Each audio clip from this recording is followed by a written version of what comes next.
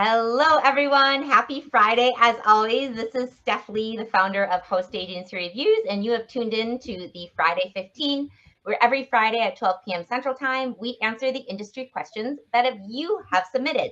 So if you have one, you can go to hostagencyreviews.com/Friday15 and submit your question, and we'll get it on as soon as we can. So those of you that are on YouTube watching, you know that I have a co-host here. Those that are listening, our co-host is Mira Anselmi with ATTA. Welcome, Mira. How are you?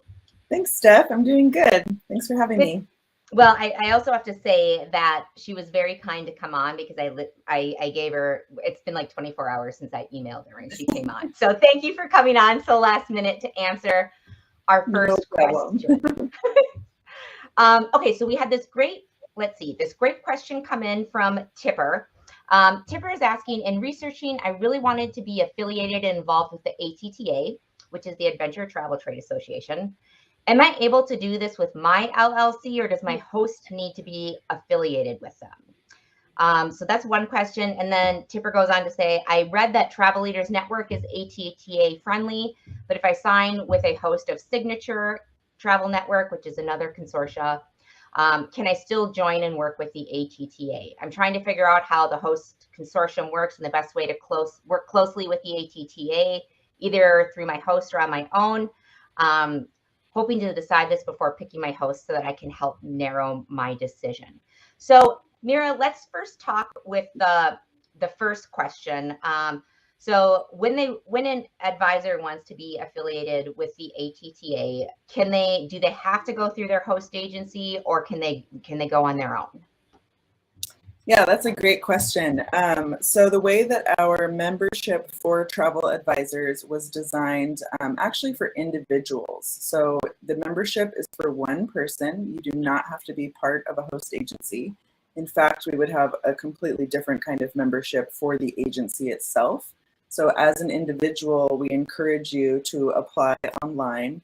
There is some criteria such as providing an accreditation number like ATTA or CLIA or one of those. And so you just apply and you get a business membership. So all of the benefits of a business membership, but just for you, the one person.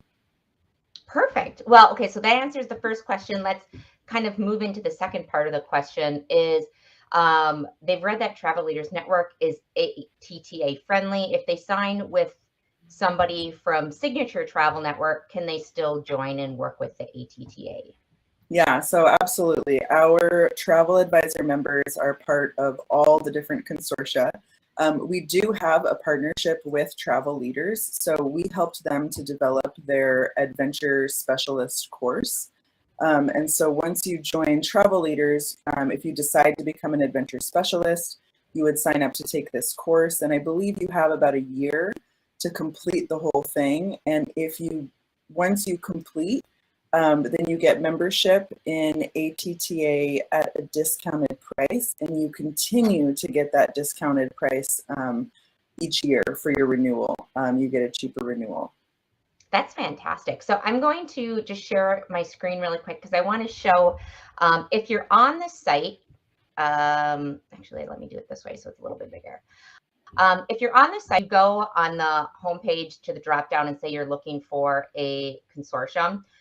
You can go ahead here if you have questions specifically like the cost of the Adventure Specialist. You could go ahead and look at the Travel Leaders Network profile and give them, send them an email or give them a call and ask more details on it. Or you can go to the question and answer section right here and ask it on here. The other option you can do is go to the host agency list. And if there's someone in particular you're thinking about, same thing, you can go to the Q&A section on their profile and ask about their relationship with the ATTA. Or you could go ahead and give them a call and email them to see what the deal is, but or see what the costs involved with that is. So let me, I'm not very good at multitasking, so I have to unshare my screen here. Now, one of the things that, so Tipper, the big picture is it doesn't matter who you affiliate with, whether you have your own accreditation number, if you're hosted, no matter who you're hosted with, you can align with the ATTA and they have an individual relationship with you. That said, of course, there is that TLN, the Travel Leaders Network discount. And Mira, I think with the travel specialist program with Travel Leaders Network, there's two things I wanted to mention. One is Travel Leaders Networks has their agent profile, which is on their consumer facing site. They list all of their travel advisors. And if you get this specialist for adventure training or the adventure specialist, you can get specialized adventure leads because you've taken this course. The other thing I wanted to mention is I think part of the certification is they have to attend some ATTA events. Can you talk a little more about that and what these events are? Are they webinars or? Yeah, I'm not sure if specific ATTA events are required, but they will fulfill certain requirements. So you need to experience some adventure travel on your own. And we provide that because all of our events that we do around the world always include adventures. So if you come to one of our really events, fun adventures, by the way, everyone. If you've never gone, I can testify wholeheartedly, very fun. Thank you, Steph. It's so true. And it's what really sets our events apart, is that you get to experience the destination, and it's really networking in disguise, right? That's when you really start to make your first friends at the conference and break the ice with everybody is to go bond and do these fun adventures together. So by participating in our events, you would get some credits towards that certification. That's perfect. And I'm also going to reshare my screen because everyone knows I love this events calendar here. On the events calendar, you can go in here and you can see they have their World Summit. They have Adventure Elevate. There's a lot of different things within here. So check out the events calendar, not just for ATTA, but all sorts of other options for you to visit destinations or learn about different companies. There's a lot of good info within here. And we'll put the link in the show notes as well. So Mira, is there anything, like if people have questions about the ATTA or questions about joining, what's the best way for them to reach out? I'm assuming you're the best contact for them. Yeah, well, I'm the membership director and I have a team of community leads who work for me. And so you can email us at membership@adventure.travel. You can check out our website, which is adventure.is. And see all the membership benefits there. Really, it's set up for the individual because a lot of our travel advisor members aren't affiliated with specific agencies, and so we provide, a lot of different resources for running your business, as well as connections to suppliers around the world who are really vested in adventure travel and sustainable travel. So our events, as well as the membership, are really designed to help you make those connections to those suppliers, and have a whole network who's supporting you in putting together these clients and putting together these itineraries for your clients. So yes, I'm happy to answer emails. If they email membership@adventure.travel, me and my team will see that so that they'll get the fastest response. Perfect. We'll put that in the show notes. And I also just want to attest again that the events, like Mira is saying, it's really fun because you get to meet all these small vendors that are on the ground. You get to experience it. They do a really great job of all the events I've gone to. The experiential component of the adventure travel trade associations blows everyone else out of the water. Partially because I really like outdoors and like fun, adventurous things. Even if I'm not hang gliding or something, it's still really fun. And people are incredibly passionate about sustainable travel. And if that's your jam, you should definitely check out ATTA. So Mira, thank you so much for joining us. I won't torture you and make you stay on for other questions about S Corp and other not so exciting things about, so you can stick with the adventure travel fun part. Thank you so much for joining us though. Thanks so much, Steph. Thanks again for having me. I'd love to come back sometime. Definitely. If anyone has any questions for Mira, please put them into the Friday 15 and we'll invite her back. It'll be super fun. All right. Thanks. I'll see you later. Ciao. All right, everybody. So let's see. I'm back by myself again. All right, we've got a couple questions today. Let me see what we've got in here. So we've got a really short one that I can answer that came in from Akine. And they asked, do you have any host agencies outside the US and Canada? Oh, that's very sad. No, not really. There are a few I can give you. There's a very small amount that I've heard of in Europe and Australia, but I don't have any experience with them. And I believe their models are different than what we have here in the US. But one of the ones are travel counselors, and I'll put the link in the show notes. Travel counselors is one that's kind of, it's based in the UK. I think they also have it in Australia.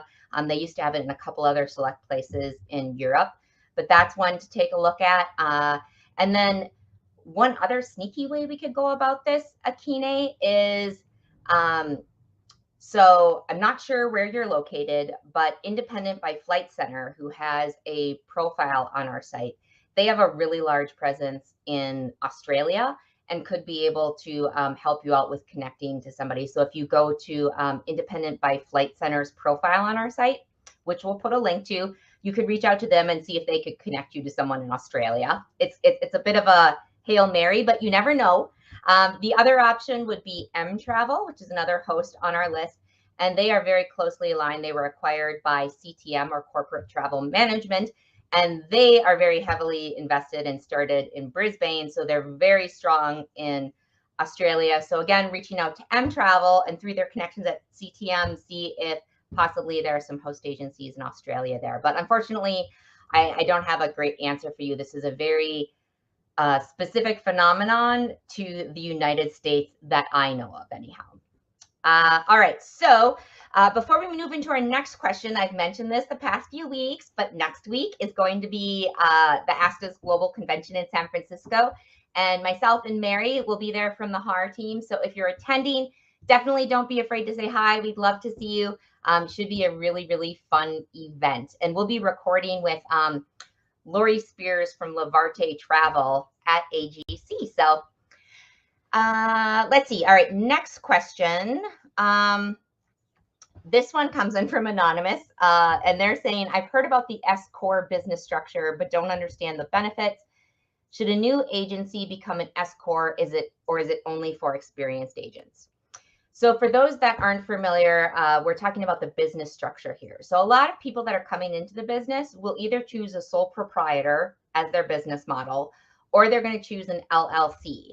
Now, S Corp is a different type of a business model, and it really, I don't want to get too in depth in it because it can get kind of confusing, but the big picture is it's a better fit for people that are established.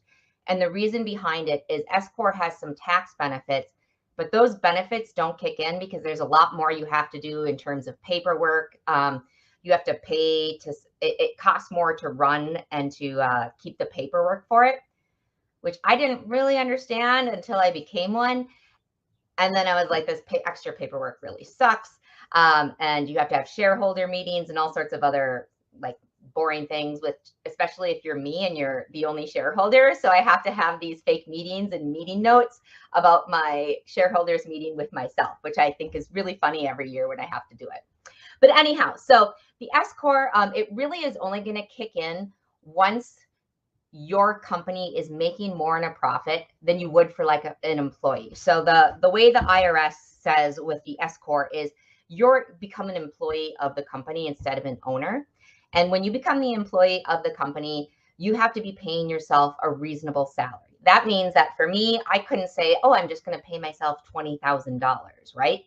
No, because that's not what someone that runs a company normally gets paid. So if you're a travel advisor, maybe if you're doing $40,000, $50,000, we'll put a link into our How Much Do Travel Agents Make article. And that's a great thing to look at for benchmarking and seeing how much a travel advisor makes as an employee. And you pay yourself that salary. And then anything above and beyond that you earn in your profit gets at a discounted tax rate. So that's why it's helpful. But if you're not making above that, let's say $50,000 a year, it's not going to really be beneficial for you. So if your agency is bringing in a profit, let's say of, I would say 60,000, 50,000, an S Corp is something you'll want to talk with your your tax advisor about to see if it makes sense for you and that you understand everything that's involved with it. So that was a great question. And I've lost my tab where everyone is. Okay. So let's see. Well, we are coming up on 15 minutes. So I let's see, I thought I had one more question, but we do not have time for it. So I will get to that question next week. But thank you, everyone, for joining us. Enjoy your Friday. And again, if you're going to be at ATTA's Global Convention this coming week, make sure to say hi to either myself or Mary when we're out walking around. Have a wonderful weekend, everybody.